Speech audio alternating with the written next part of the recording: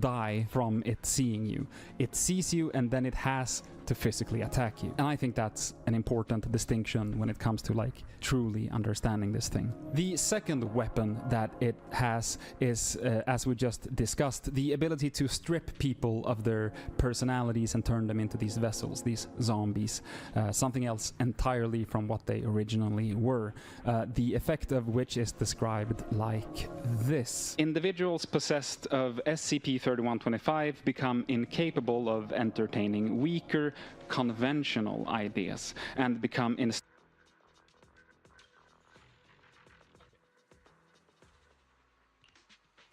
well then,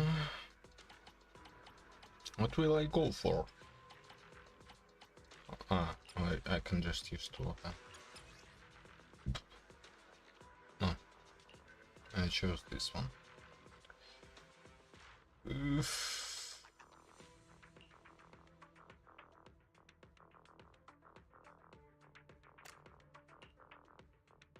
Attack percent, maybe crit rate, maybe.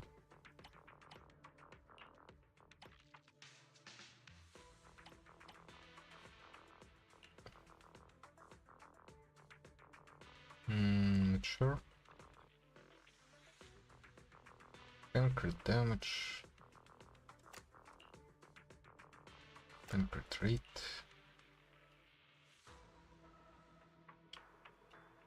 Doesn't really work. Also not. Okay, we used that. I am fucking sweaty.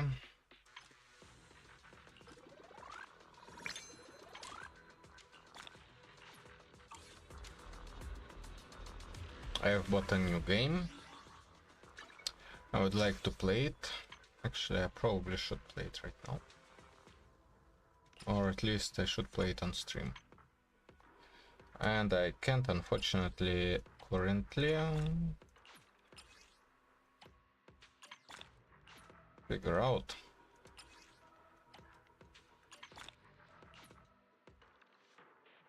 how to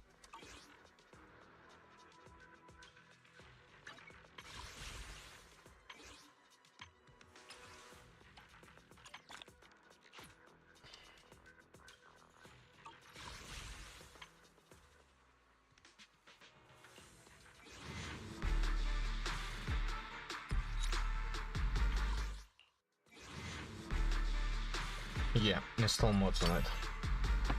Yay, that's nice.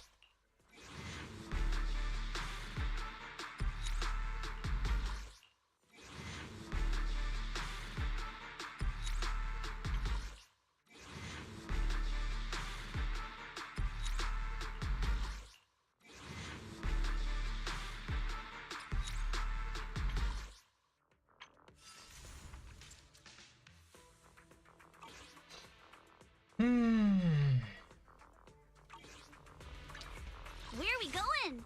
There's no class today. Okay, a little bit of BRB.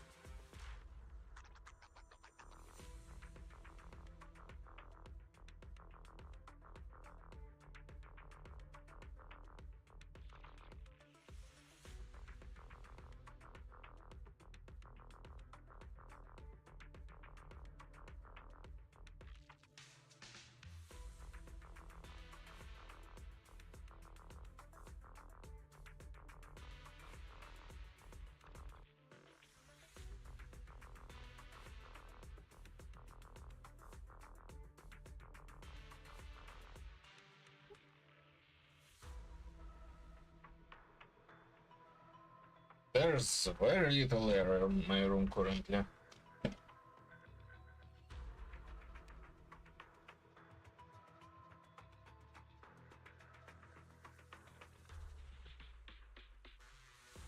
Okay.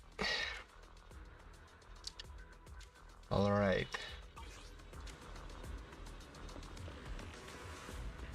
All right.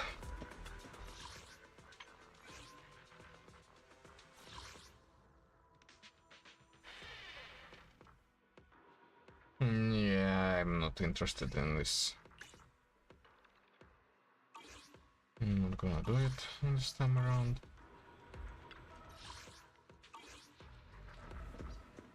How soon is the next character? 4 days, 15 hours. Interestingly enough, there's already a lot of reviews on her, even though there's 4 days left for her to get released. And by her I mean the next potentially waifu character.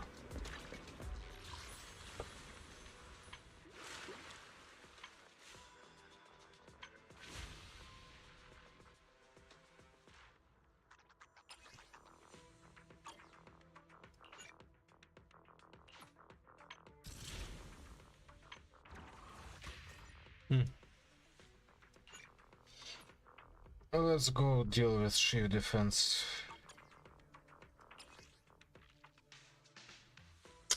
It's physical ice eater.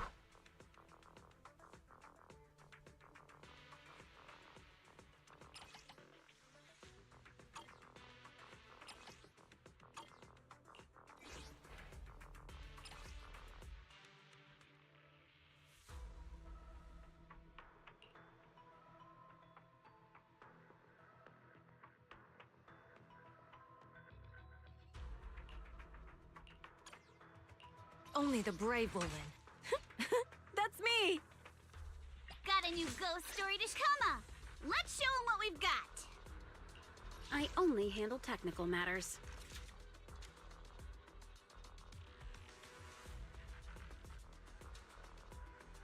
Good day. Vivian is at your command. Wada wada. Dingada dingada. Wada wada.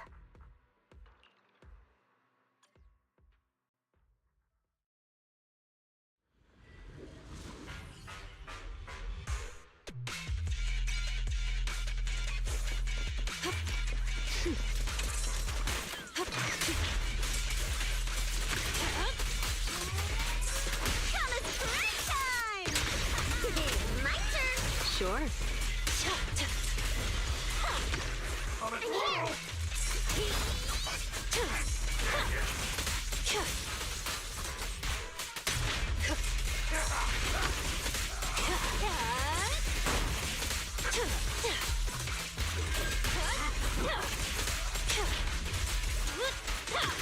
No escape.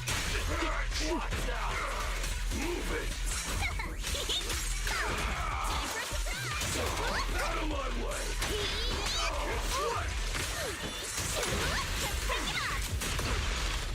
Move it!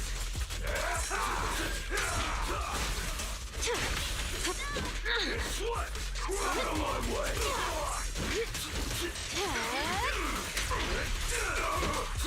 Now, you're the prey. Careful, don't get scared! You're about to run out! Go, come on! This party is just getting started! Found your weakness.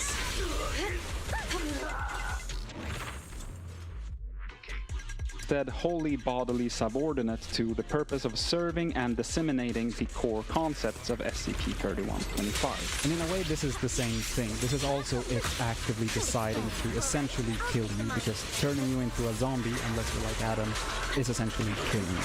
The anti-mimetic division operatives she meets in the corridors are all broken. Some of them curled up and raving while their minds evaporate and they die one memory at a time. So that is essentially its second weapon. The way it does this physically is also another great way to avoid detection, because since it doesn't directly kill anything itself, you know, it becomes even harder to detect what it actually is. If an anti-memetics researcher is propped up with enough nestics, it might be able to see and remember big spiders coming out of nowhere to kill their colleague, but that wouldn't really help them figure out or realize that the spiders are in fact not what they're fighting against. So even if someone were to somehow be able to retain these and remember big spiders coming out of nowhere to kill their colleague, that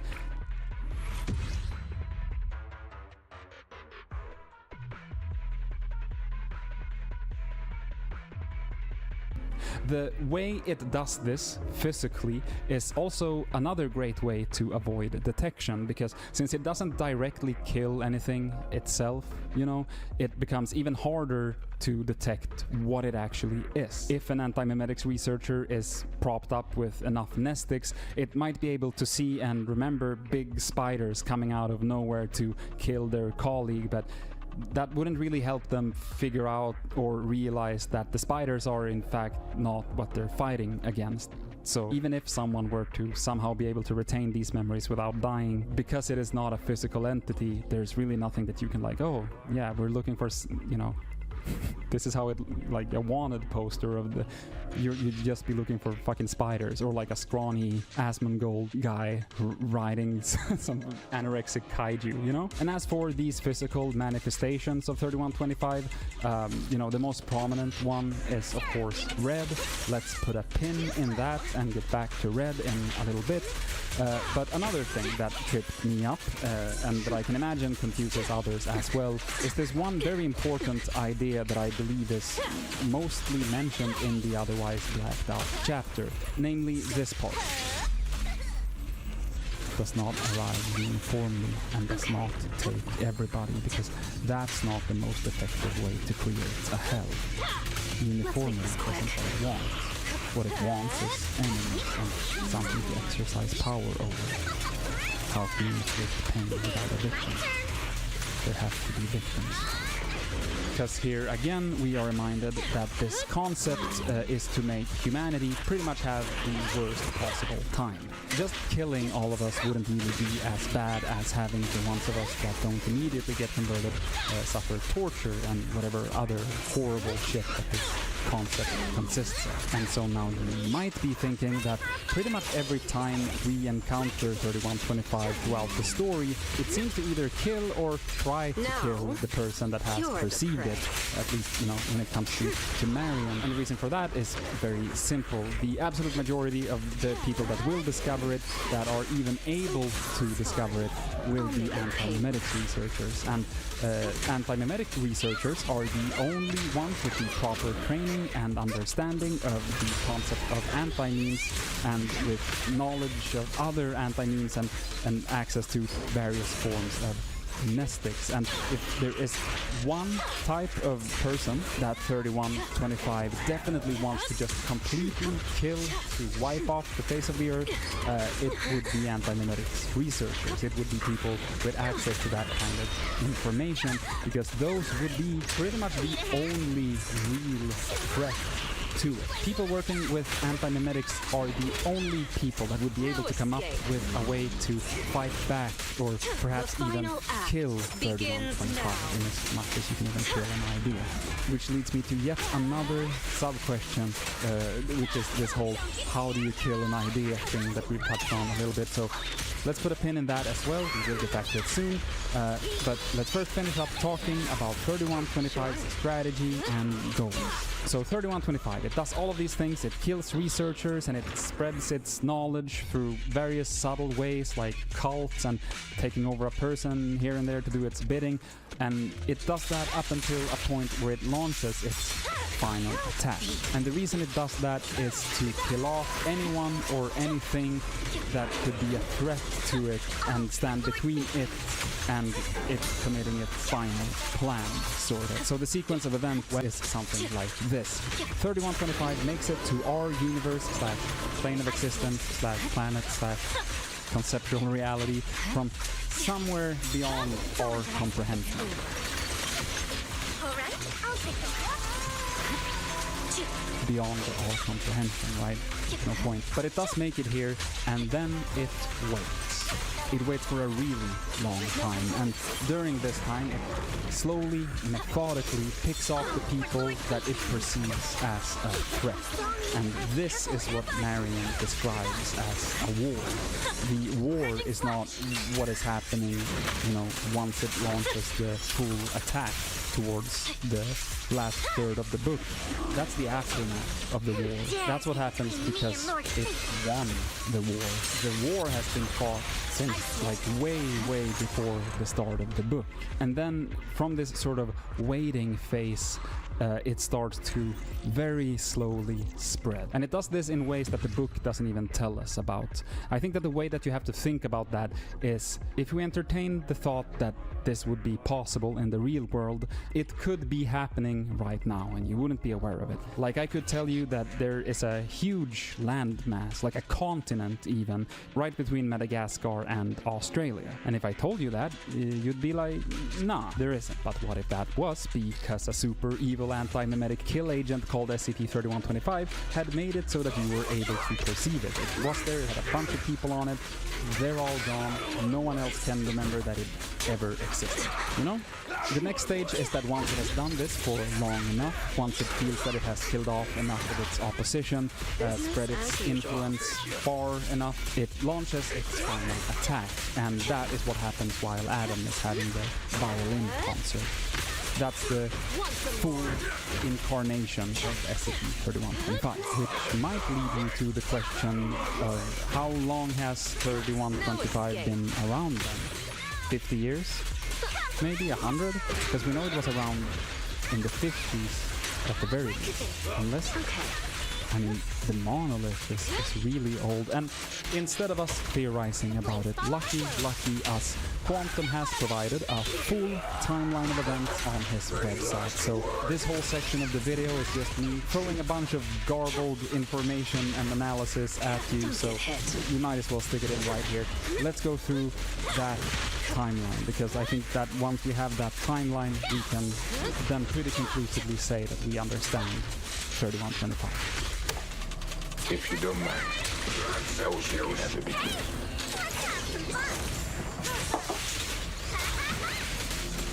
The Long final before act frats. begins now. You say beginning, beginning.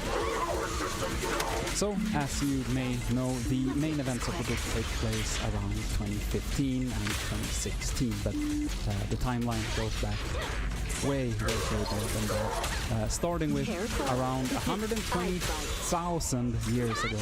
At this point, an ancient proto-human culture known as the Oblitus people were around. They started getting very technologically complex, but then they were wiped out by something that the Foundation labels as SCP-9429-A. These were the people that built the giant monolith from the cover of the book, but what is most worth noting here is what Quantum mentions in this part of the timeline, namely that 9429A is an aspect of 3125, You're the prey. meaning that it's been around for a long ass time. We then make quite a jump in time here. In 1920, Marnus is born. In 1941, the full attack towards the last third of the book. That's the aftermath of the war. That's what happens because it won the war. The war has been fought since way before the start of the book. And then from this sort of waiting phase, it starts to very slowly spread. And it does this in ways that the book doesn't even tell us about.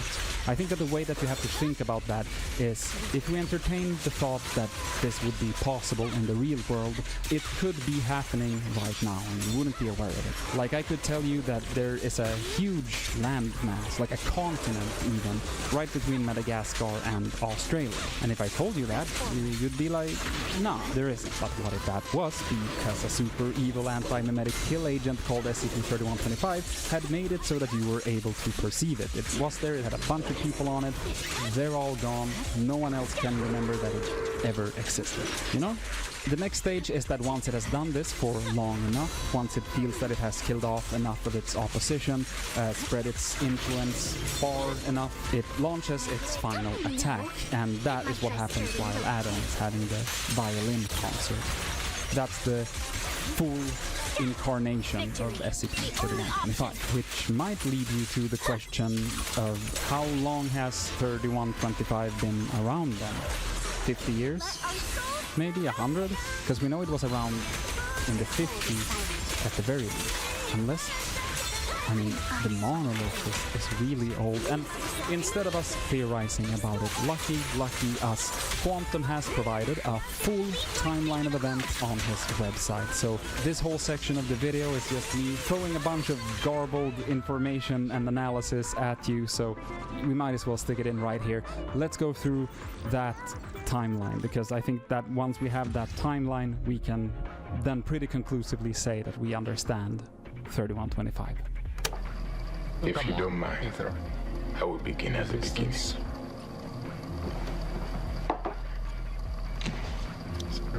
Long before Christ.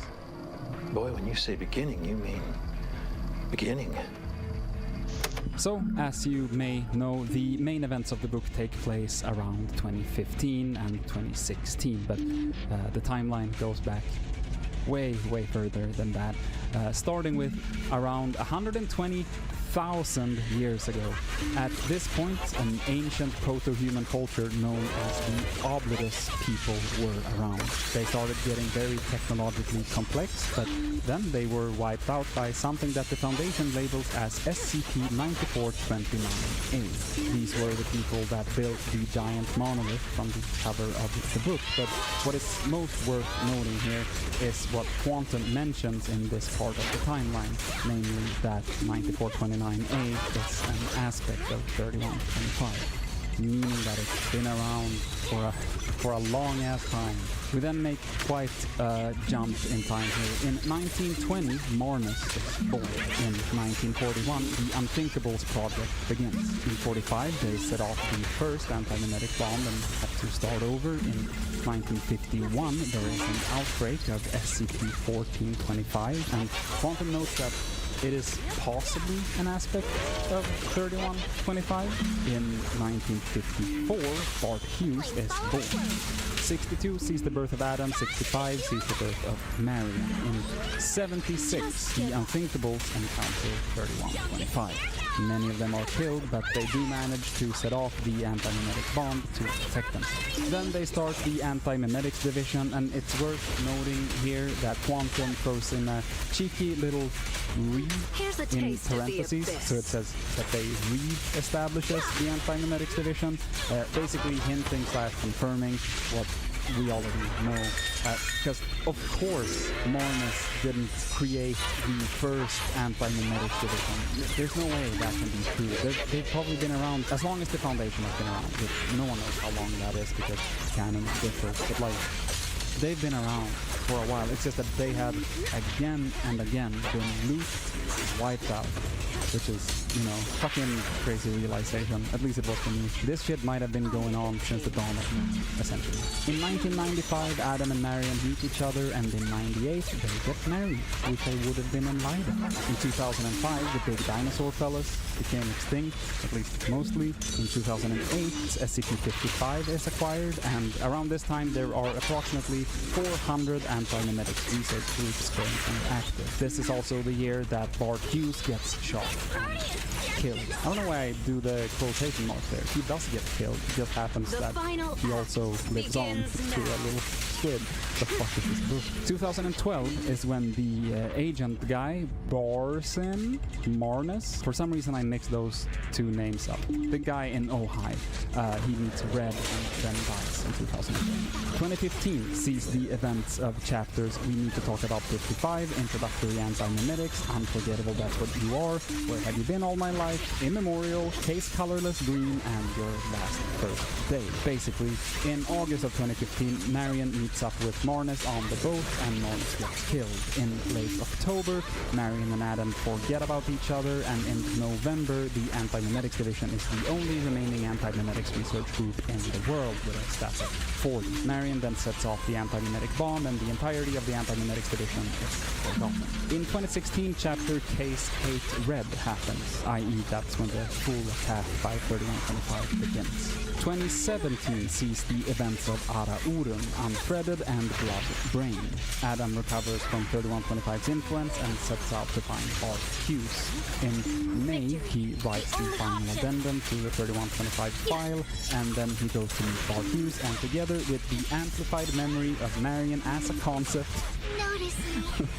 what a fucking wild sentence that is, huh? They utilize 3125. And then in 2020, the events of Champions of Nothing takes place. That's the epilogue with the dinosaur fella eating the last spire. So that's the timeline. And other than, just clarifying sort of the order of events in the book, it also lets us know that 3125 has been around for a long fucking time. And knowing that it was responsible for the eradication of the Obligus people, we can also assume that this 2016 full attack by 3125 is probably not the first time that it actually did that. There must have been other times where it went fucking whole hog on humanity. And then, my headcanon is that it probably stopped, because it's like, after doing it for a while, if the goal is to cause as much suffering as possible, humans start adapting and they're like, this is reality now, So if it lets humanity kinda revert back to normality for a few hundred years and then does it again, that causes more suffering in the long run. It's my little headcanon. But with that, now we can deal with a couple of the pins that we put in things before. First up, let's take the little pin called killing an idea, and how one would even go about doing that. It's the phrase that Marion keeps returning to throughout the book. You kill an idea with a better idea, but what does that even mean?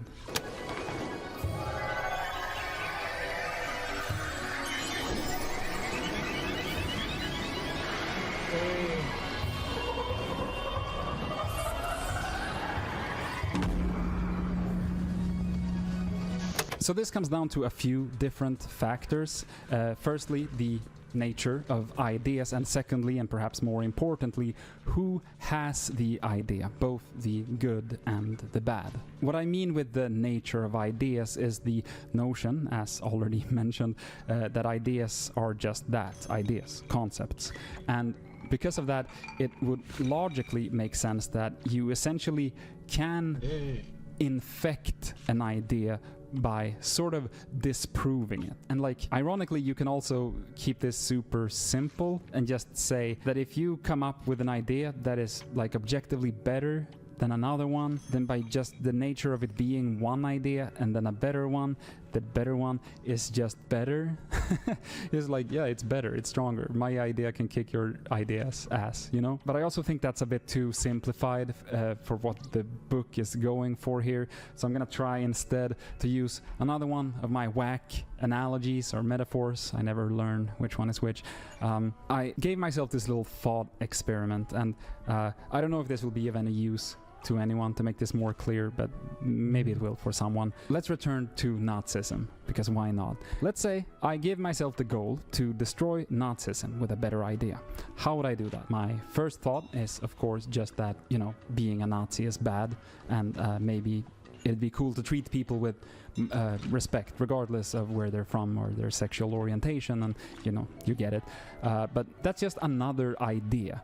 It doesn't really affect the original idea of Nazism. Both of those can exist at the same time, as we are unfortunately aware of. But by specifically giving myself the topic of destroying Nazism, I came to think of this thing that you've probably heard a million times, which is did you know that Hitler was actually a great painter? Oh, if he'd only gotten into art school, things would have been so different.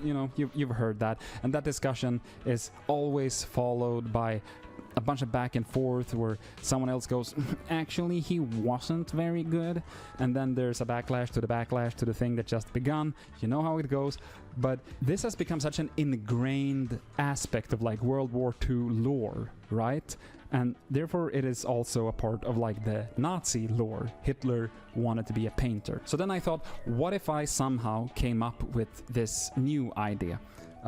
Remember how Hitler didn't actually rule Germany by himself? You know, they were like a duo. There was two of them. There was Adolf Hitler, and then there was Arne Hitler. And Arne, honestly, like for being a Nazi, he seemed pretty chill. He had this shirt with the pride collars on them. He had blue hair. He was seemingly chill. He was like a cool guy for being a Nazi. And we know from all the historical documents that he was involved with all of these horrible decisions that Adolf made, but Arne was constantly trying to like pass all of these laws and make all of these decisions that actually gave more rights to Jews and to other minorities. Like in fact, without Arne, Adolf would have done so much more damage during World War II, and like even more people, at least twice as many would have died if it wasn't for Arne. And okay, so now ponder that I managed to spread this idea. I perhaps start working as a teacher and I, tell a bunch of kids this as if it were real. Obviously I then have to scale this operation up somehow, but just... Oh wow. Hello. This video is going to be a little bit more serious than the ones I usually make, and if hearing about pregnancy or loss is in any way upsetting to you, you might want to give this one a miss or just skip to the final part of the video down below. I wanted to make this video and talk about this partly because the videos on my channel are really personal to me. They're very much me expressing myself as much as I can. The next review I have coming out too was all filmed very soon after we'd heard that something had gone wrong with our pregnancy. I personally feel like a different person after experiencing everything that's happened, and it just felt wrong to go on as if it didn't happen without sharing it with you guys. Now, Emma and I have been trying to get pregnant for the last 3 years or so, and after about 2 years of trying, we decided we would try it through IVF instead. This was because it didn't look like it was going to happen otherwise, partly due to some health-related reasons for the both of us. So IVF is something that Emma and I definitely recommend trying if it's something that you want to do. But I personally learned through it how intense the process really is, especially for the person trying to get pregnant. If it's your first round of IVF, it will usually take about 2 months of regular hospital or clinic visits, daily hormone injections and medications, and regular blood tests, ultrasounds, and at least one surgery done under general anaesthetic. It's a really strict schedule for someone to keep up with, and it has quite a large emotional impact. We were really lucky that towards the end of this 2 months we had a successful implantation that led to a pregnancy. Several weeks after this too, we had our 7-week scan and everything seemed fine. They even played the heartbeat over the monitor so that we could hear it, and it must have been amplified because it made the room basically shake. Unfortunately though, 5 weeks later we had a scan at the 12-week mark, and during that scan the doctor told us that unfortunately our baby had passed away. The doctor actually told us by first saying, I have some really bad news, and I remember those few seconds where she breathed in after saying that to say the next sentence was one of the longest periods that I've ever experienced, I think. I remember in those few seconds trying to think of all the possible ways that the bad news couldn't be actually that bad. I remember thinking at least 5 different things, one of them being that, oh, the machine's not working.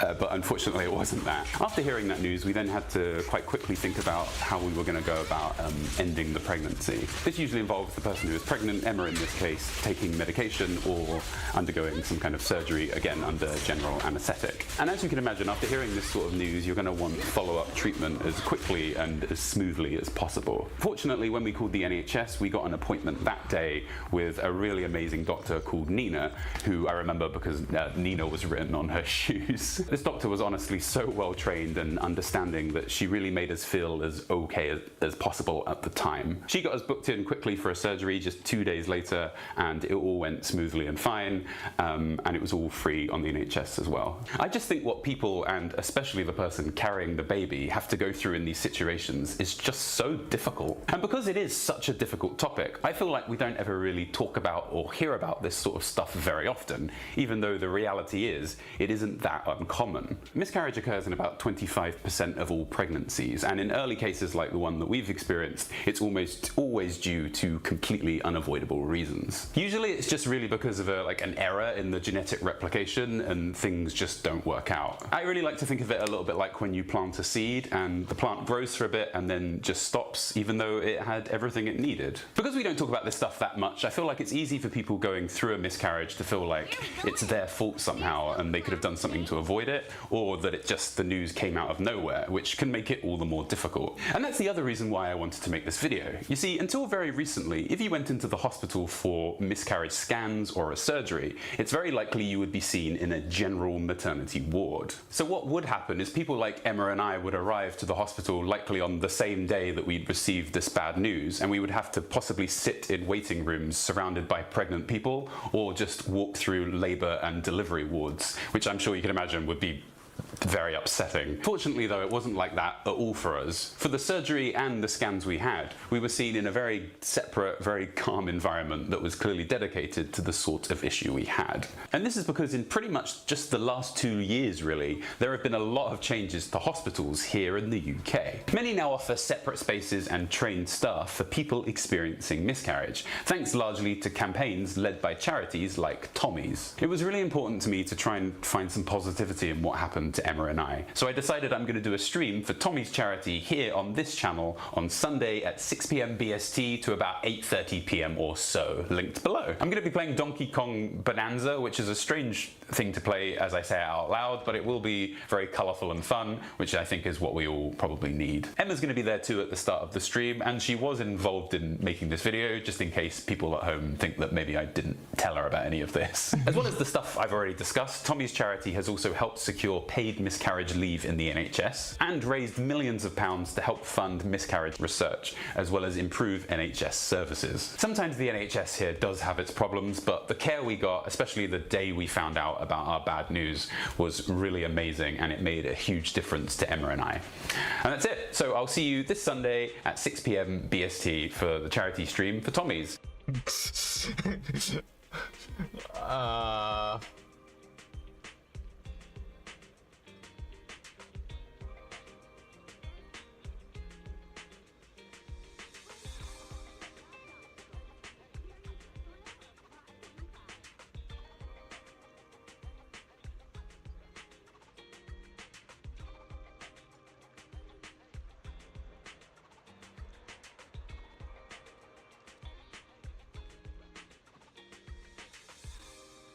Okay, it's your call.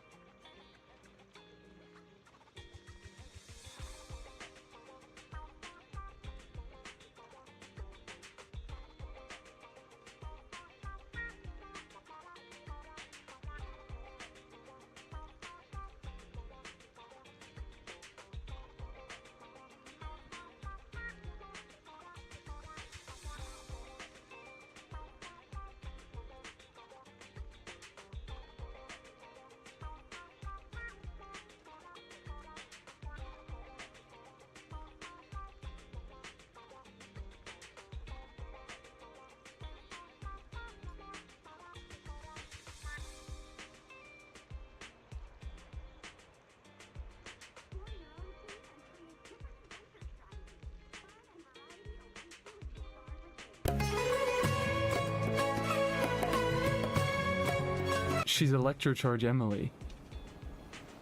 Of course I like her.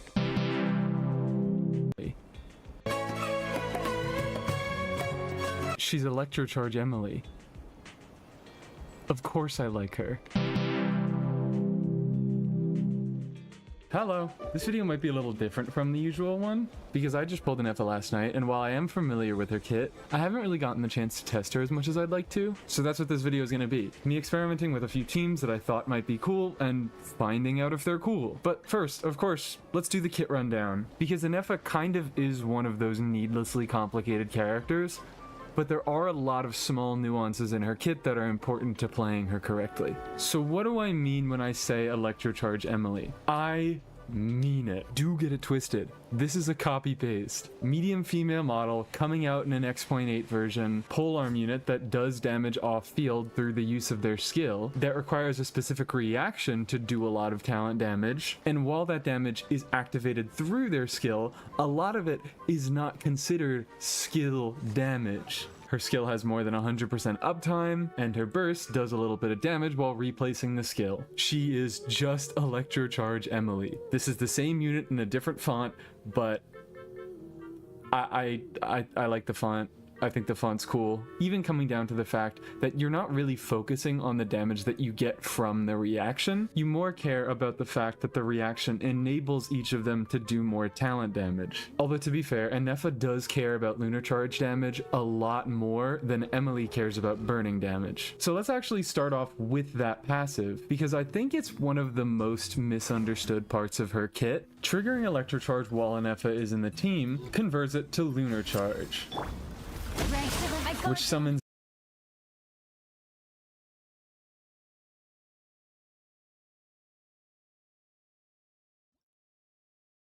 It's important that a country decides we do not want children to be harmed by pornography, access to terrorism, which you, Jonathan, said yourself in your... Today I'm going to be discussing the... Today's drip marketing is Orphe and Magus, and before you get mad at her for being yet another attack character, here's a fun fact. Trigger's additional ability is activated by having another character that's either of the same attribute or an attack character. So to work with Trigger, the entirety of Obo Squad has to be attack, and it seems that the Hoyoverse is actually going in that direction. I definitely think that either Orphe or Seed from yesterday are going to be Aftershock characters, if not both. But I guess we'll see in the future. Something else to note about today's drip marketing is they usually do the A rank drip marketing the same day they do the S ranks. So the fact that they didn't do any other drip marketing today should mean that there's no new A rank in the upcoming version. In my head, this solidifies the idea that Komana is going to be an S rank, but where is he? Have you ever heard the stories of the Burbank butt sniffer? I thought not. It's not a story the Jedi would tell you. The Burbank butt sniffer is a menace who's been on the prowl for a long time now, but rose to infamy about 2 years ago in the public eye with a TikTok video that captured him in the act at a Barnes & Noble's on a serial sniffing spree. Staring at me. It felt like anywhere I moved, he kept following. I couldn't tell if I was being paranoid or if he was just reading a book and he just happened to be in that little corner. Anyways, I recorded just in case he was trying to say anything or do anything to me. But I definitely didn't expect him to do this. Like, what the actual fuck? And the whole time I'm thinking I'm fine because he hasn't said anything or touched me or anything. But then you notice that he goes over and does the same thing to this girl, and he'll crouch down low and pretend like he's doing something and then smell. I don't know.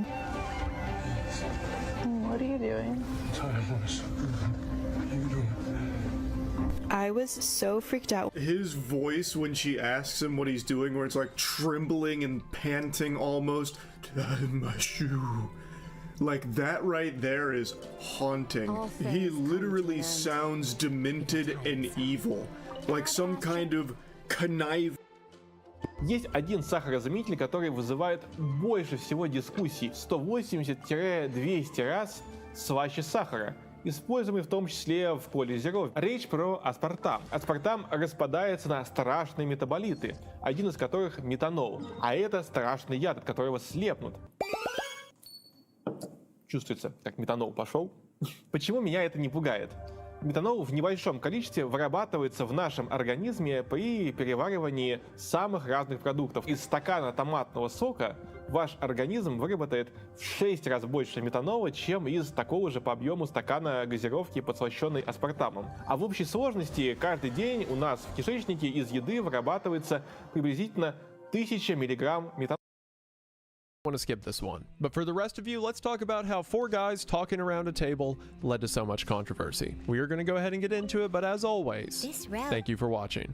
First of all, let's talk about Milton himself and where the idea of this experiment came from. As mentioned, Milton Rockich, or Rokeach, I've heard it pronounced both ways, was a social psychologist who taught at Eastern Michigan University, prioritizing his research in the field of mental disorders. And for studies of that type, Eastern Michigan University was certainly the place to be, as Eastern Michigan University was in the town of Ypsilanti, just west of Detroit, as Ypsilanti was home to the Ypsilanti State Hospital, a psychiatric hospital that was huge for the time, as after World War II, to treat the rising need of veterans who had mental issues, the psychiatric hospital expanded and was able to care for 4,000 residents. Rockich began to develop an interest in helping people with paranoid schizophrenia, a complicated illness that a lot of people still aren't educated on today, much less in 1959. Paranoid schizophrenia itself can present itself differently in different patients. Also worth mentioning that paranoid schizophrenia is no longer a diagnosis. Schizophrenia and paranoia are now 2 separate diagnoses,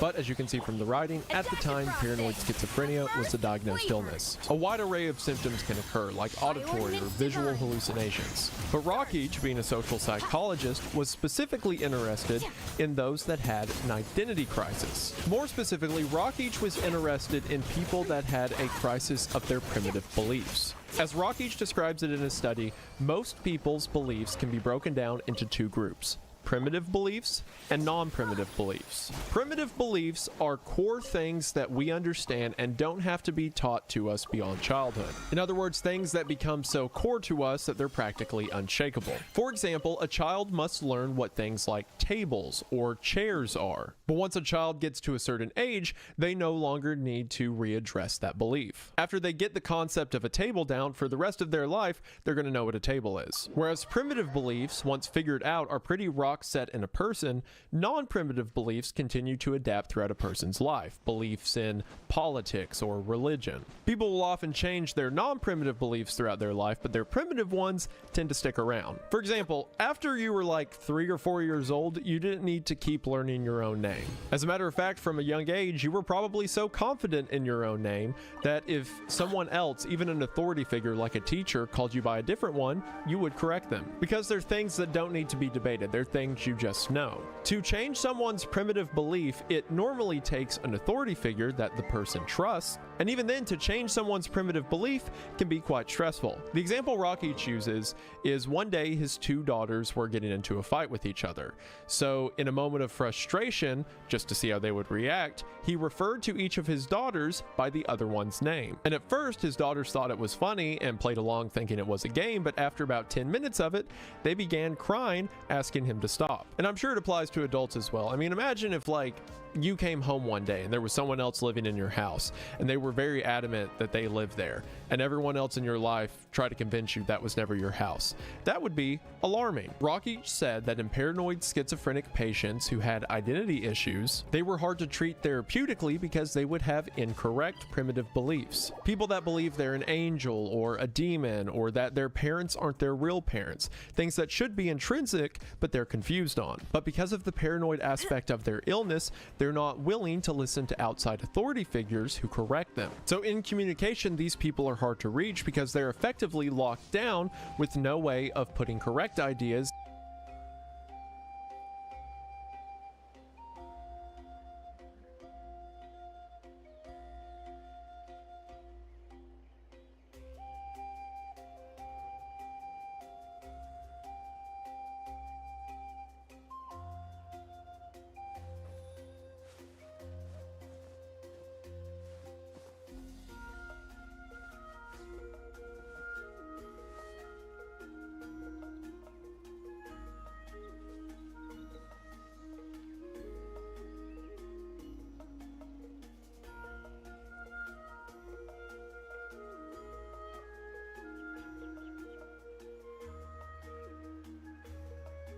Huh? Ooh.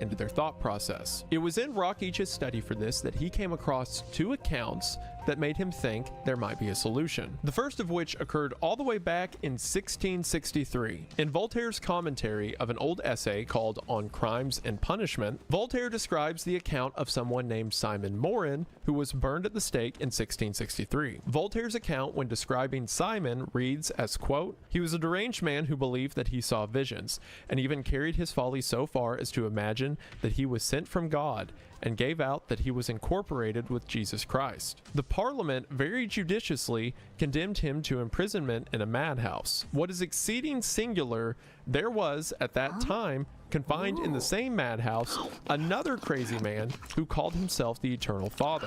Simon Morin was so struck with the folly of his companion that his eyes were opened to the truth of his own condition. He appeared for a time to have recovered his right senses, and having made known his penitence to the magistrates of the town, obtained, unfortunately for himself, a release from confinement. Sometime afterwards, he relapsed into his former state of derangement and began to dogmatize, which led to the aforementioned burning at the stake. But this was interesting. All the way back then, Voltaire wrote about a guy who thought he was God, who was thrown into prison with another guy who also thought he was God, and that caused Simon, if for a while, to see that he was just unwell. The other came from psychoanalyst Robert Linder in his well-known case study, The Jet-Propelled Couch. Linder, a psychoanalyst, was working with a man named Kirk who was convinced that he was an astronaut who would fly off to faraway planets and then back to Earth. So Linder starts playing along and says he was also there with Kirk and flew to all of these far-off planets with him, and Linder justifies this decision with, quote, "It is impossible for two objects to occupy the same place at the same time. It is as if a delusion such as Kirk's has room in it only for one person at one time, as if a psychotic structure too is rigidly circumscribed as to living space. When, as in this case, another person invades the delusion, the original occupant finds himself literally forced to give way." Linder goes on to describe a case he saw in a sanitarium in Maryland, where at the sanitarium, two women who each believed they were the Virgin Mary passed each other in the courtyard. After the two began to talk and both introduced themselves as the Virgin Mary, one of the women became distressed by this and went to an orderly, remarking that she must not be the Virgin Mary. And from there, that woman went on a road to recovery and was eventually released. So putting all these cases together, Rockich's has an idea. If the issue is people with paranoid schizophrenia have base beliefs that are wrong, but no outside force can convince them otherwise, then perhaps the most successful means of change would come from the self. And what if the best means of promoting that self-decision came from putting that person with someone else who also thinks they're that person? Now, from the jump, you may be hearing this and see some complications. Mental illnesses are not a one-size-fits-all, and there has got to be a lot of things go right for something like this to work. Because if the patient isn't willing to have a self-reevaluation, then what you may do is just get them really stressed out and angry and retreat further into their beliefs. But at the same time, I think context for this case is important. The year was 1959. Treatments for people with a debilitating mental illness included things like electroshock therapy or, lobotomies. So little was understood. Rockich's idea of primitive beliefs in mentally ill patients was just theory at this point. At a time when the leading healthcare idea was what's the best way to mentally castrate these people, I think Rockich's idea of what if we make them talk to each other isn't that bad. Or at least it wasn't at the beginning of the experiment. We'll get to the rest of it later. So Rockich proposed a study to find as many people as they could throughout the state of Michigan that claimed to have a singular identity. In other words, find all the candidates you can who claim to be one person. Emphasis on the one person. It can't be someone who just thinks they're a bunch of different people. They have to consistently stick with the same wrong narrative and also be, comprehensive enough to communicate that. There was some that thought they were Napoleon, there were some that thought they were the president, but for one reason or the other, multiple candidates were deemed non-viable. Until eventually, they found 3 patients in the state of Michigan who each believed that they were Jesus Christ. 2 of which were already at the Ypsilanti State Hospital. So the third was moved to Ypsilanti, and the plan was every day the group would have a meeting with either Dr. Rockich or an assistant presiding. And initially the idea was to just see what would happen. So let's talk about these 3 patients and the tragic circumstances that led them here in the first place. Right after we talk about the sponsor that lets me make weird videos about 1950s social experiments for a living.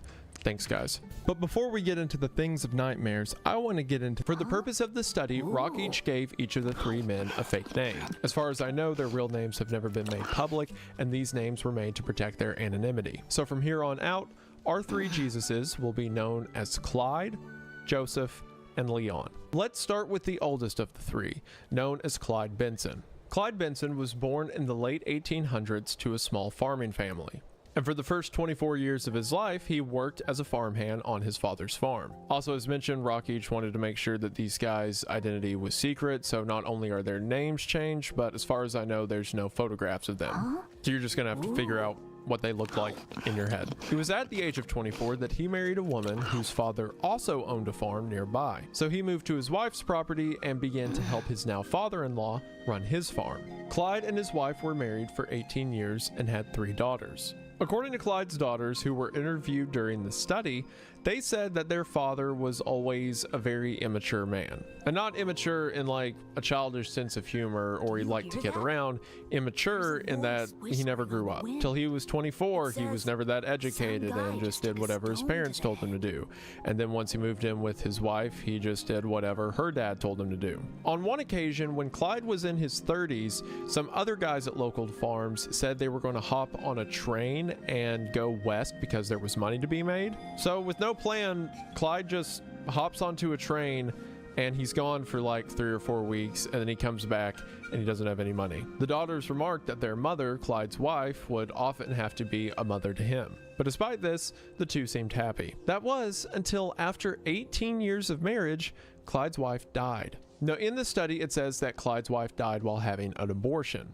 Now, this could be the medical procedure abortion or what we would now call a miscarriage, because back in the 1950s and 60s, the term was spontaneous abortion to refer to what we would now call a miscarriage, and an induced abortion of what we know as the medical procedure abortion now. And again, because the identities are protected, there's not really a way to verify which one, but regardless, during some kind of lost pregnancy, his wife died as well.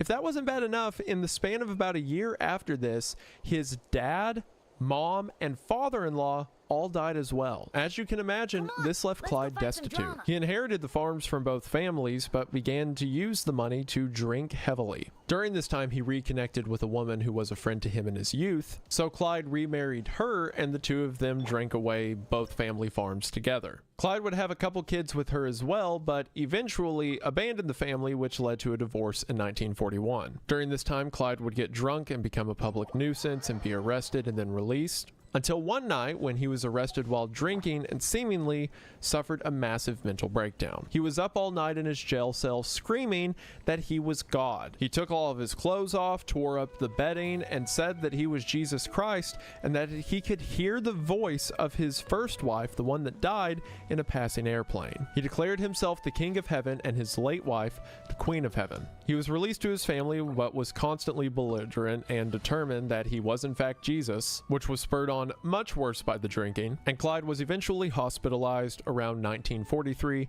at the age of 53. At the time of the study, he had been in hospitals for 17 years and was nearly 70 years old. Rockich described him as very tall and mostly toothless, but otherwise healthy and spry for his age, though he was hard to understand as he would often mumble to himself. What's interesting about the 3 Jesuses that Rockich put together for the experiment is they each came to that conclusion in very different ways. Our first one, Clyde, being a man who was functional for most of his life, if juvenile, but suffered his delirium due to a mental breakdown after losing everyone. Let's talk about our second Jesus for this experiment, Joseph Cassell. Joseph was born in Quebec, Canada, and was actually not born under the name Joseph, but Josephine.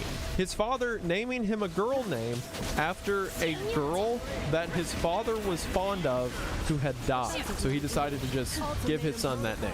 Granted, both Joseph and Josephine are pseudonyms that Rockich has given this real patient, but Rockich clarifies later in the book that even though he made up Joseph and Josephine, whoever the real person was named a girl name that they substituted for like the adjacent guy name. Joseph was the oldest of 9 children, and his father was a very strict man. Being born in Quebec, his father was French Canadian and forbid English to be spoken in the house. Joseph would not talk a lot about his childhood, but in an out-of-the-blue mention, recalled one occasion where his father got mad and picked him up and threw him to the floor.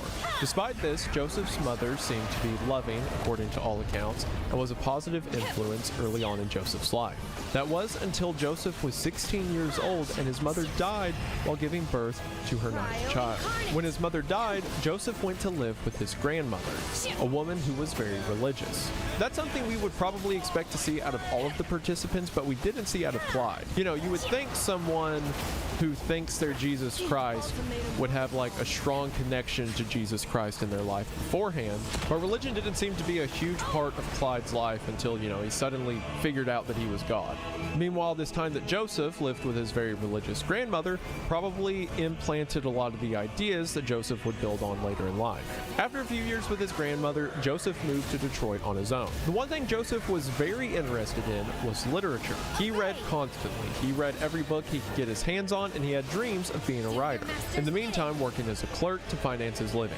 When he was 24 years old, he met a woman named Beatrice, and the two of them married. However, according to Beatrice, Joseph didn't really have an interest in women before he married her, and didn't really have an interest afterward. He would not kiss her, he said it was improper, and would not let her touch his face. And anytime they did make love, he was very specific about the sheets have to be clean, she has to be bathed, and they have to be very specific about all of the dynamics that were to take place. He was also very adamant that he did not want children as it would get in the way of his writing. Beatrice really wanted children and eventually talked Joseph into it, to which the two of them had 3 daughters. It's so weird that both Joseph and Clyde had 3 daughters in their first marriages, or Joseph's only marriage. After their second daughter was born, Joseph tried to convince Beatrice that instead of her staying home to take care of the kids, she should go out and get a job so he could stay home and write. She said this was a bad idea because Joseph doesn't know anything about child rearing. People around him would describe that Joseph was far too serious all the time.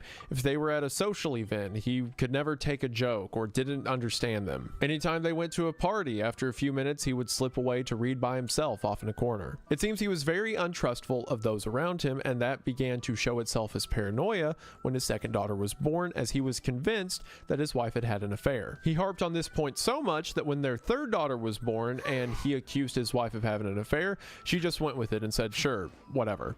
In 1938, the whole family was in a car when they got into a car wreck. Joseph was okay, but the rest of the family was injured and had to go to the hospital. It was after this that Joseph's mental state seemed to take a dramatic downturn. He became much more nervous and anxious over medical bills and probably the fact that he incidentally hurt his family. He complained that he couldn't work anymore, that having a 9-to-5 stressed him out, and one day he just quit and refused to get another job, insisting that his wife should go get a job because he wants to stay home and write. Because they now had no way to afford living on their own, the whole family moved back in with Beatrice's family in Canada, to which her family constantly berated Joseph that he needs to get a job, and on one occasion, apparently, her brothers just beat him up. This did not help Joseph's paranoia, and he began to say that members of the family, including Beatrice, were trying to poison him. They would sit down to drink, and he would make her switch cups to prove that she didn't put something in his drink. Eventually, Joseph could no longer live around her family, so Joseph, Beatrice, and the girls went to go live with Joseph's father.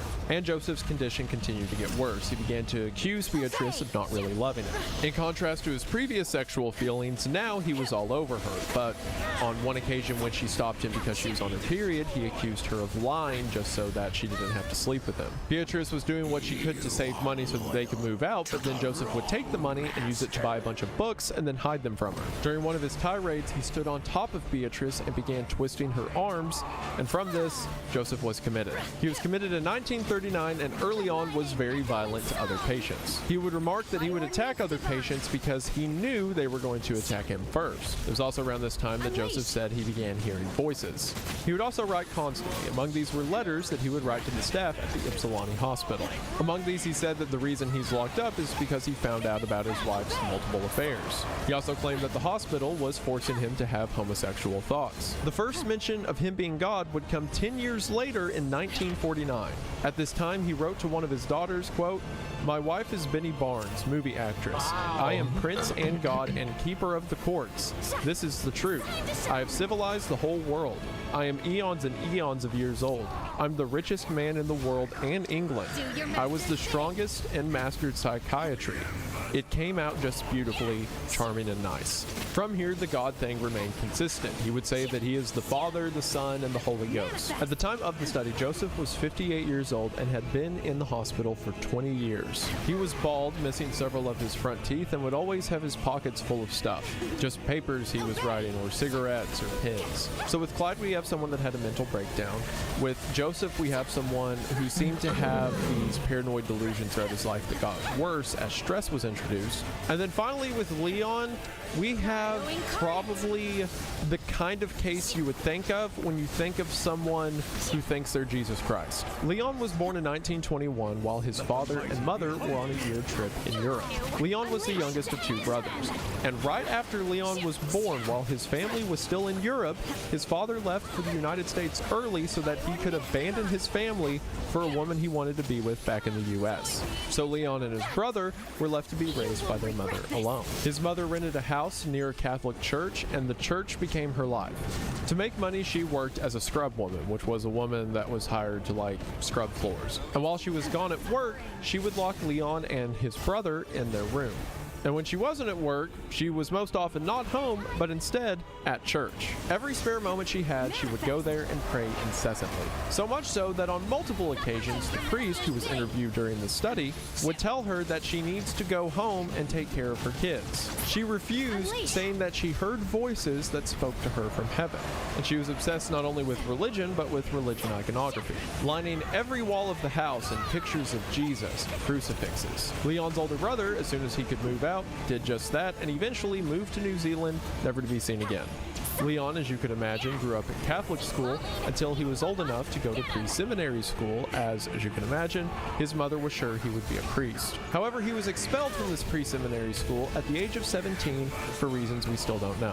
Leon seemed to be pretty smart and managed to get a job as an electrician for a large company.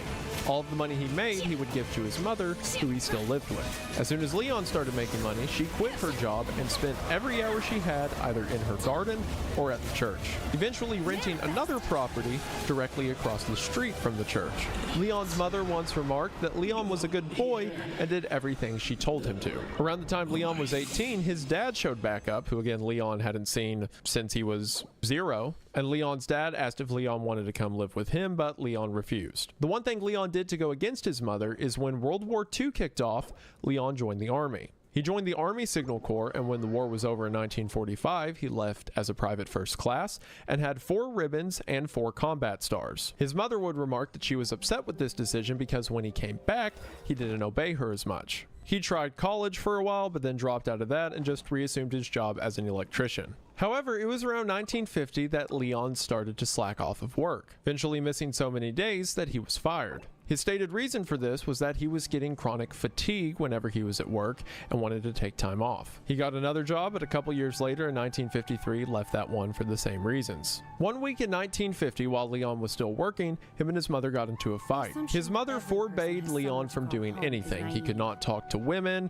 he couldn't buy a radio because she said it would keep her from hearing the voices she needs to listen to. And during this fight in 1950, Leon said that he was going to quit giving her money unless she started cleaning up the house and cooking for him, rather than spending all of her time at the church, to which his mother replied that he was never good enough to be a priest. It was around when he quit his second job in 1953 that Leon said he could hear voices as well, and that these voices were telling him that he was the reincarnation of Jesus Christ. In 1954, one day, Leon locked himself in the bathroom and refused to come out. His mother, not knowing what to do, went to the priest, and the priest went to a doctor, and the doctor had him committed for a couple months. 6 months later, one day, Leon began going through the house and breaking all of the iconography his mother had, smashing pictures of Jesus, breaking crucifixes. His mom tried to stop him, and he threatened to strangle her if she did. After he destroyed all of the artifacts in the house, he then looked to his mother and said that she could now worship him as Jesus. His mother, afraid that he was going to kill her, goes to the police, and from there, Leon was committed. A friend of Leon's, before his breakdown, said, quote, "I don't think Leon liked boys, but he did not know how to act with women. His mother drove him out of his mind. She was the one they should have shut up. She was crazy, praying all day and all night, came in Leon's room, praying over him in the middle of the night. She nagged him about everything he did." Leon said he wasn't mad at her, that she couldn't help it, but sometimes he was mad, but he just couldn't walk out on her. He was afraid of her, afraid of the priest, afraid of everything. I guess he couldn't take it anymore. At the time the study began, Leon was 38 years old and had only been hospitalized for 5 years, compared to the 17 and 20 of Joseph and Clyde. He was tall, lean, and was always very kind and graceful. He would walk around softly, have a soft expression on his face. He would even walk with his palms up, overlapped over each other everywhere he went, and would always walk around with a very welcoming expression. Out of the 3 men, he was by far the most Christ-like in appearance. As a matter of fact, later on in the study, when Leon grew his beard out and grew his hair a bit, Rockage remarked that he looked remarkably similar to paintings of Jesus. Of the 3 men, Leon is certainly the most stereotypical for someone that thinks they're Jesus. Was raised around a very overwhelming Christian presence throughout his life. And his mom certainly had a mental illness, quite possibly schizophrenia herself, that was just undiagnosed and untreated, that it seems she passed down to her son. And growing up around these images, as well as his own untreated mental illness, led him to express the same things his mother had always expressed when he was younger as he got older. So once all the men were now in Ypsilanti, Rockage's experiment could begin. It began on July the 1st of 1959, when all 3 were gathered together in a common room at the Ypsilanti State Hospital. And how did this first meeting of 3 Jesuses go? I mean, you can imagine. So Rockage starts out by introducing himself along with several of the assistants who will be aiding in the study. They're hospital workers that will be following and documenting the men outside of Rockage's meetings. So after they introduce themselves, Rockage turns his attention to the 3 men, to which Joseph answers first. "My name is Joseph Castle. Joseph, is there anything else you want to tell us?" "Yes, I'm God." Just off the bat. It just straight into the hot zone. "My name is Clyde Benson. That's my name straight. Do you have any other names?" "Well, I have other names, but that's my vital side. And I made God 5 and Jesus 6. Does that mean you're God?" "I made God, yes. I made it 70 years old a year ago. Hell, I passed 70 years old." And then finally, Leon, who says, "Sir, it so happens that my birth certificate says that I am Dr. Domino Dominorum et Rex Rexarum Simplis Christineus Puris Mentalis Doctor," which is Latin for Lord of Lords, King of Kings, Simple Christian Boy Psychiatrist. It also states on my birth certificate that I am the reincarnation of Jesus Christ of Nazareth, and I want to add this. I do salute the manliness in Jesus Christ also, because the vine is Jesus and the rock is Christ, pertaining to the penis and testicles. And it so happens that I was railroaded into this place because of prejudice and jealousy and duping that started before I was born. And that is the main issue why I'm here. I want to be myself. I do not consent to their misuse of the frequency of my life." You know, that's a way to say hello. Leon begins to refer to something called an electronic imposition that's messing with him, something that he'll keep talking about through his conversation. And as soon as Leon gets done speaking, the fight starts. Joseph says he's the reincarnation of Christ. "I can't get it. I know who I am. I'm God, Christ, the Holy Ghost. And if I wasn't, by gosh, I wouldn't lay claim to anything of the sort. I'm Christ. I don't want to say I'm Christ, God, the Holy Ghost, Spirit. I know this is an insane house, and you have to be very careful." Leon tries to say something, but Joseph just talks over him and says, "I know what I've done. I've engineered the affairs of the stronghold in a new world here, the British province. I've done my work. I was way down, way down. I was way, way up. I've engineered, by God. I've taken psychiatrics, and nobody came to me and kissed my ass or kissed me or shook hands with me and told me about my work. No, sir, I don't tell anybody that I'm God or that I'm Christ, the Holy Spirit, the Holy Ghost. I know what I am now. I know what I'm going to be. This is an insane house. You'll also recall in the letter Joseph wrote earlier that he mentioned Brit in there as well. That will come up a lot with him. As they get into a fight, Leon says that he doesn't want to tread over whatever it is Joseph believes. Rocky asks what Clyde thinks, and Clyde says, I represent the resurrection. Yeah, I'm the same as Jesus, to represent the resurrection. And I'm clear as saint convert you ever see. First standing took me 10 years to make it. 40 cars a month. I made 40 Christ, 40 trucks. But don't worry, when asked if he's God, he does in fact remark that he is God, Christ, and the Holy Spirit. Immediately, the two most volatile personalities, Joseph and Clyde, just start yelling at each other, I'm God, no, I'm God. After they yell for a while, Rocky says that this first meeting should be adjourned. And after it quiets down, Leon says that what Rockich is doing is akin to mental torture. And Leon further remarks he will not be coming to any future meetings. Despite this, Leon comes to every future meeting. Important to note, Rockich had set up with his team before the experiment began that all of this is voluntary. If at any point the men do not want to come to the meeting or don't want to participate, they will not be forced to. The next day they have a meeting again and everyone comes in, and something weird happens off the bat. Clyde starts to say the same thing about him being God, but Joseph says, he raised me up. He raised me up in England, pointing at Clyde. Rockich asks what he means, and Joseph says, well, I died and I was reproduced by him. Oh, you're a re-rise, Clyde asked in wonderment. Yes. Well, I didn't know that, Clyde said. See, now he is a re-rise from the cemetery and I didn't know that. Like they're both speaking within delusion, but it's like they are finding common ground and communicating to each other through it. But as Rockich starts to press, Clyde once again remarks that he is God, but Joseph says that he is also God, so they start to bicker a bit. Rockich then turns to Leon, who, by the way, Leon has asked to not be called Leon, as that is his dupe name, and he would instead like to be called Rex, which is Latin for king, very humble. Leon, referred to as Rex, says that the other two men are in fact gods, but they're like lowercase g gods, hollowed out instrumental gods, as he calls them. There are two types of gods, God Almighty, the Spirit, without a beginning and without an end. Nobody created God, the God Almighty. Then there are creatures who are instrumental gods. There are some who aren't hollowed out, and there are some who are hollowed out. Clyde seems to agree with Leon, seemingly liking that he's being referred to as a god. Leon keeps going and gives a bit of insight into how his mind works. I understand your situation pertaining to dying the death and making the person a hollowed out instrumental god. You are correct there. As far as my understanding from what I have read and from practical experience, it is that I am a creature and I have a beginning. A human spirit has a beginning and his body has a beginning, pertaining to its life as such. Therefore, I cannot say that I am God Almighty, because if I do, I'm telling myself a falsehood, and I don't believe in telling myself a falsehood. I'm a creature, just a human spirit created by God before time existed. So you are a creature, but you are also Christ? Yes, sir. I am the reincarnation of Jesus Christ of Nazareth, the first human spirit. As opposed to Clyde and Joseph, who just keep saying, you're not God, I'm God. No, you're not God, I'm God. When Leon tries to clarify that he is Jesus Christ, Clyde just starts screaming, I am him. Leon tries to clarify his divinity. Rockich asks if Leon, if he is God, made Clyde. And after Leon says he did make Clyde, Clyde just laughs at him. After this is going nowhere, Rockich asks, men, why do you think you're here?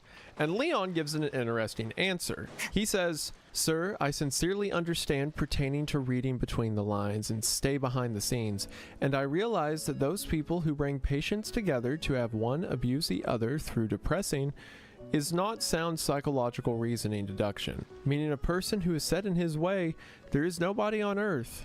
God cannot change a person either, because God Almighty respects free will. Therefore, this man is so-and-so, and I'm so-and-so, and on those merits, to try to brainwash, what they call it, organic cosmics through the meeting of patients, one against the other, that is not sound psychological deduction also. Therefore, I give credit to those gentlemen where credit is due, and when a person speaks the truth, it makes that person free, meaning the other person cannot go against that person and try to take away a righteous conscience. Leon seems to be remarkably aware of what's going on, knowing that Rockich is doing some kind of psychological study to see how they react, but that Leon doesn't like negativity impressed on one another, so he is simply keeping the peace. Not so far as to lie and say that he isn't God because he believes himself to be God, but to qualify it in a way to keep the mood light. At one instance of Leon referring to Clyde as a hollowed out god, Clyde gets mad at that and says he's not hollowed out. And Leon follows up saying he's trying to compliment Clyde that the whole hollowed out thing is a good thing. Joseph remarks that he is God, and if anyone says otherwise, he's going to laugh about it. When Joseph is asked why he thinks they've been gathered together, Joseph says so that they could discuss him being God. Not the others being God, just him, because of course, he is God. When Clyde's asked why he thinks he's here, he once again mumbles about all the riches he has and the kingdoms and the stuff he owns, before Clyde remarks that he owns the hospital, which if he was God would make sense, I guess. While this is happening, Leon begins to hold his head in what seems to be a headache. When asked if he has a headache, Leon says, "No, I don't, sir. I was shaking it off, sir. Cosmic energy, refreshing my brain. When I grab cosmic energy from the bottom of my feet to my brain, it refreshes my brain. The doctor told me that's the way I'm feeling, and that is the proper attitude." Oh, pertaining to the question that you asked these two gentlemen, each one is a little institution and a house, a little world in which some stand in a clockwise direction and some in counterclockwise, and I believe in a clockwise rotation. Which that last part's like an elaborate way of saying I'm right, they're wrong, I think. Rockich asks if they've been resurrected, and they all say yes. And then he asks if there's only one Christ that was resurrected, and they all say yes. And then they each remark that that is themselves. And then Clyde and Joseph start yelling about it. After Joseph continues to remark that he's going to laugh the other two off, he says, "Well, I'm going to get out of here. I'm going to be dismissed from here and go back to England, and I'll be awfully glad because I know I belong to England. I'm from England originally.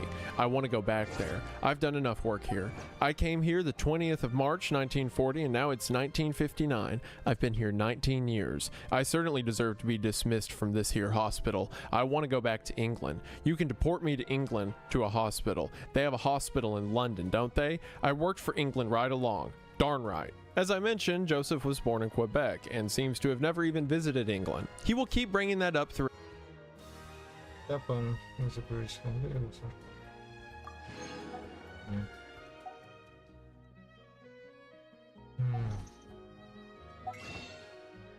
Date.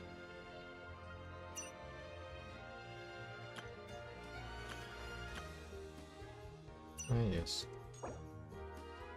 Downstairs.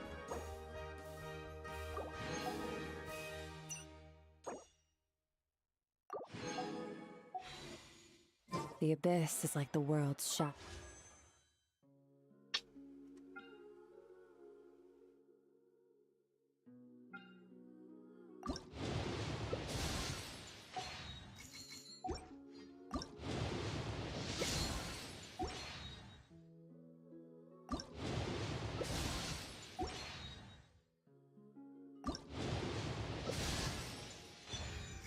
Okay.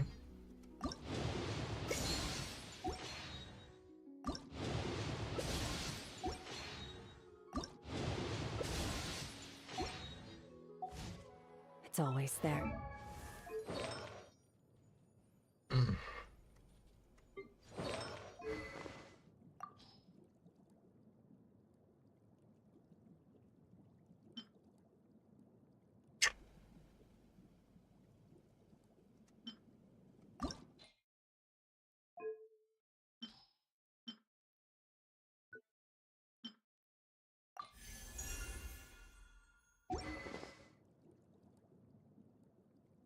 Throughout the study, though, specifically that the hospital itself is an English stronghold, and that he is being financed to live there by the English government since he is a true Englander and has always fought and stood for England. We can't be sure where this belief came from. The theory that Rockage proposes near the end of the book is perhaps since his father was such a controlling aspect in his life and demanded that he speak French growing up, that an early rebellion in Joseph's life was learning English. Not to mention the historic rivalry between England and France. So perhaps the England idea is a rejection of his father's ideas, but that's just a theory.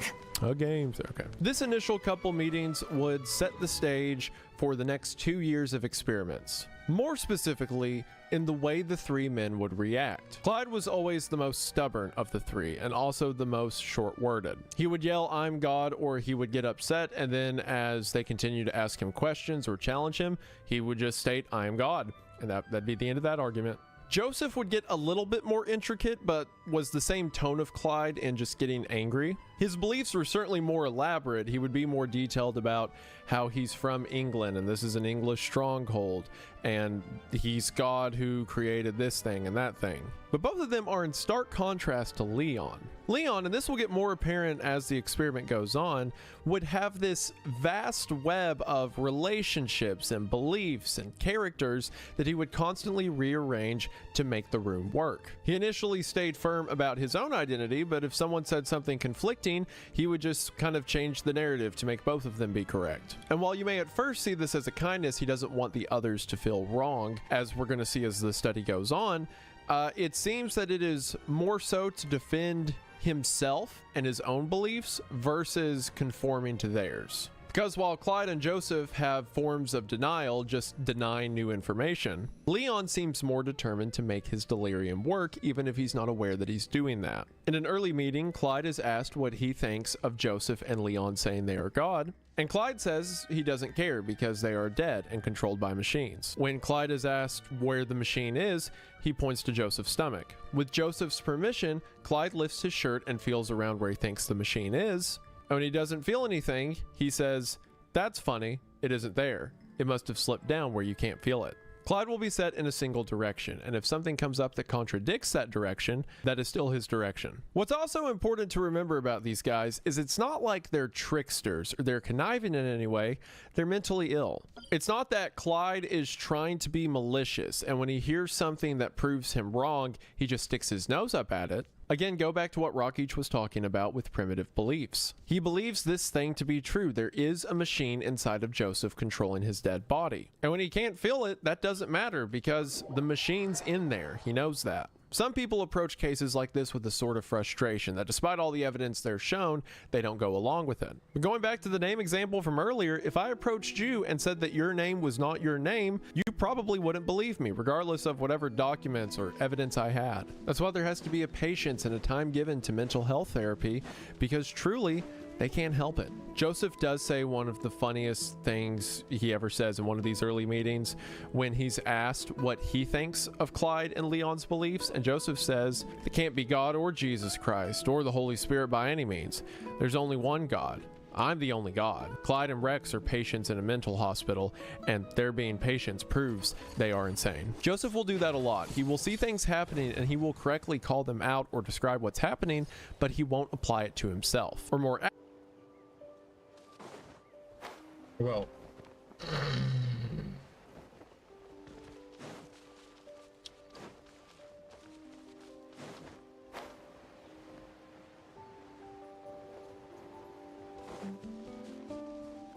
yeah, unfortunate.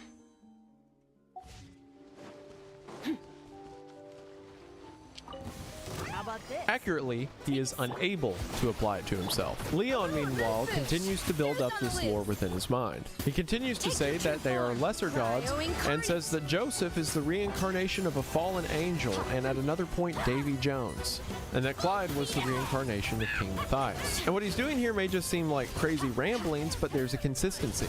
Joseph talks about being an Englishman and that he's in an English stronghold, but he's also God. So what are the two things Leon says he's a reincarnation of? Famous Englishmen, Davy Jones, and a fallen angel. Something from divinity in heaven, but of course not God, which Leon is. And Clyde always talks about all of the money and land he owns, so he calls him a king. Leon consistently seems to be the most cognizant of the three, so it's hard to tell how much of this is purposeful or how much it is his mind putting together these connections and him thinking them legitimate. When asked again why they are there, Clyde again says that he owns the hospital, so, you know, why not be? Joseph goes back and forth. Sometimes he says he's there on behalf of England, or he's there just because he wants to be.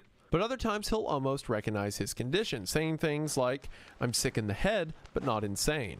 But these little revelations are never consistent enough over time to be considered a breakthrough. Leon's reasons for why he's there are all over the place. Sometimes he'll say he's trapped there because of jealousy.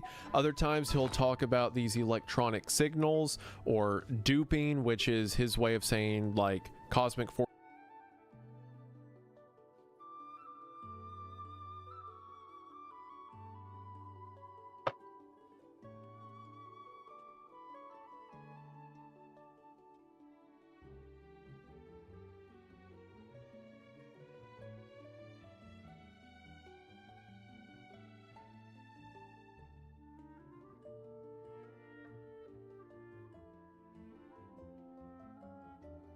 Forces tricking him, or other times he'll say he is being sent there by his uncle, who is a reincarnation of the Archangel Michael, to effectively be an undercover agent to see what's happening to people inside of the hospital. And a lot of the early meetings were characterized by these petty fights. Upon a fight where Leon isn't referring to Clyde and Joseph as Christ, Leon begins to change the definition of what Christ means, eventually remarking, quote, anyone with testicles is a Christ. That's what Sir means. So now he's changing the parameter of the word to say like, well, they are a Christ. Of course, I am the Christ, but they can be called that too, I guess. One day they get into a fight over what it means to worship, and Clyde says that Leon should worship him since, of course, he is God. And Joseph remarks, no two men are Jesus Christ. And Leon says, you hear mechanical voices. And Clyde says, you don't get it right. I don't care what you call it. I hear natural voices. And Joseph adds, I'm going back to England. Leon remarks, sir, if the good Lord wills only. And Joseph says, good Lord, I'm the good Lord. Keep in mind, these guys were housed in the same ward at the hospital, so they would see each other outside of the meetings as well. They would see each other on their work shift, at breakfast and dinner. And sometimes early on, Leon would just pick a fight. One of my favorites is a few weeks after the meetings start, when it says, quote, Leon pointed to Joseph and said, his foster father's a barracuda. Clyde's is a sandpiper. My foster father was not a sandpiper, Clyde answered. That's your belief, sir, Leon said. This talk of his dad being a sand...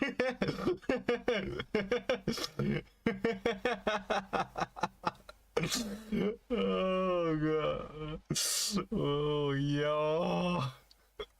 Piper made Clyde so mad that he got up and started yelling in Leon's face and threatened to hit him. And as he had his fist reared back, Leon just said, can I borrow cigarette paper? Again, it's hard to tell how much of this is Leon's mind just working this way and how much of it is him kind of prodding until he sees he's taken it too far, and then he quits prodding. During one meeting, Joseph calls Leon insane, and Leon says that his uncle, who if you'll remember is the Archangel Michael, is going to kill Joseph with a ball of lightning. Joseph calls Leon insane again, and then Leon snitches on Joseph, saying that Joseph has been shoving towels down toilets. I don't know why he was doing that, but apparently he has. Rockich makes an interesting point out of this interaction when he says, as this incident demonstrates, Joseph and Leon each paid attention to what the other was doing and expressed their awareness openly. Such behavior, representing as it does an enlargement of the sphere of involvement with others, is uncommon in paranoid schizophrenics, who are generally concerned only with themselves. In the very process of defending their delusional systems against attack, these two men became realistically oriented towards each other in order to obtain information to use as weapons of attack and defense. So sure, it's not for a good thing. They're trying to like snitch on each other and keep tabs on each other, but in placing them together, the experiment is doing something. The men are becoming aware of each other.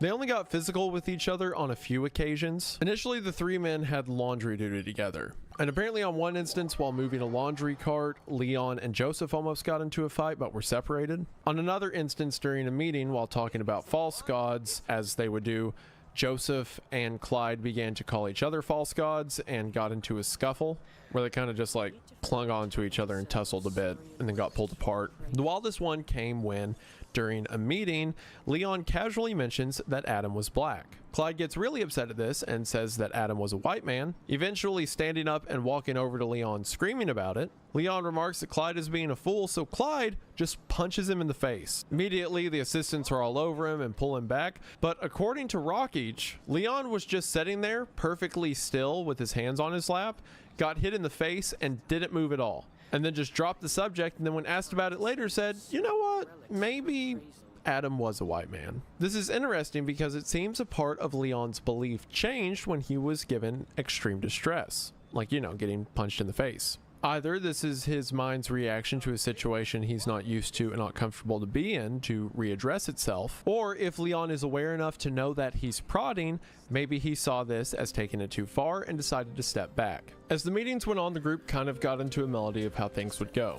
Clyde for the most part was reserved to himself, but Leon would often bait Joseph. For example, if Joseph made a passing mention of getting coffee, Leon would say something like, "Oh, I thought the English drank tea." And anytime Joseph got too worked up in response, Leon would switch to peacemaker. Very often in the middle of arguments, just going, can I change the subject, and bringing up something completely different. If Leon was ever speaking over Joseph for too long, Joseph would just kind of shake his head and allow Leon to keep speaking, but putting a word in edgewise every now and then so he wasn't forfeiting the conversation, he just didn't want to participate. Joseph also made a habit of going on very long bathroom breaks in the middle of the meetings. Joseph began to bring books and magazines that he would read instead of participating in the meetings, but Rockage turned this into a group discussion, as he would ask Joseph to read these things out loud, and it became a regular part of these meetings to have group reading time. And as things got too negative for Leon, he would get rid of the bad energy, doing things like mentioned before, rubbing his temples. Sometimes he would pour salt in his water because that helped, I guess. He would also talk about how if he didn't like something, he would shove it into his squelch chamber. Squelch chamber was a passage in the back of his brain that any idea he didn't like would go into and would be churned up and thrown away. However, as the men would continue to bicker in meetings, something interesting was happening outside of the meetings. The three men had the habit, when on their free time, to be near each other. Not necessarily friendly or chummy, but just in each other's company. In the massive common areas that could fit 100 people, they would often be seen in the corner together, not talking but being near each other, either sitting in chairs next to each other facing the same way, or Joseph would do things like get a chair right behind Leon's and face the opposite direction, but still close to him. Joseph's wife still visited on occasion, and on one occasion brought a fruit basket. The research assistants noted that as soon as Joseph got the fruit basket, he went and offered the fruit to Leon and Clyde. One day, to see what would happen, the research assistants moved the chair before Leon got to the room. Upon seeing he didn't have a chair near Joseph and Clyde, he went to another part of the room and carried a heavy chair over to where his normally was. And when the experiment was repeated with Joseph, the same thing happened. Rockage once asked Leon why he sits in that chair, and Leon says it's to get a good view of the TV, when in fact that chair was a really far distance from the TV. And again, while it's hard to know for sure because it's hard to tell how much of their delusions are fictional or incorporate reality, every now and then it seems they would incorporate each other in a meaningful way. When he was asked about the chair situation, Joseph said, "I get the feeling that England will not be invaded. Rex and Clyde sit near me. They help me to protect the stronghold. They're not against England. They are patients in the hospital.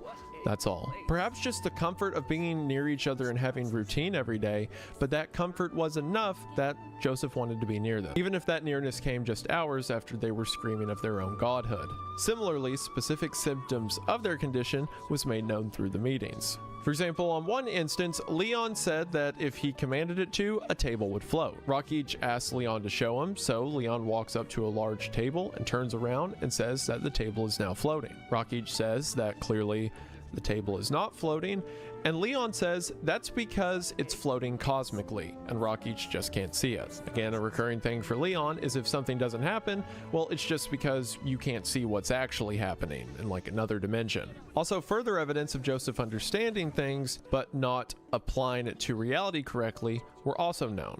On page 77, Rockage says, quote, "Joseph saw himself as a great..."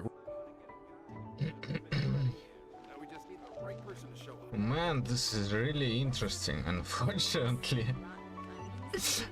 I'm really getting into the heads of these people, and I feel like that might actually lead me to get like them.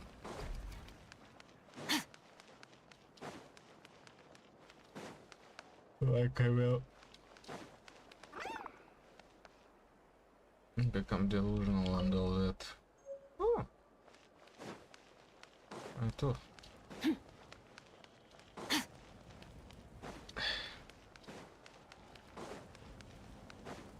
Because like I used to daydream, and yeah, I'm not doing that so much anymore.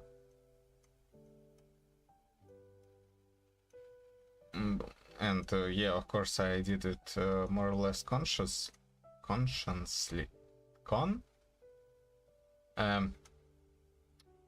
Intentionally. And here I suspect people lose the ability to control it. Oh god. Oh fuck. I forgot to do dailies in you know, Duolingo. Oh well, that's fine. Yeah, I probably should go to sleep. I'm feeling pretty sick and fucked up. All things come to an end. So that's got to be it for this stream.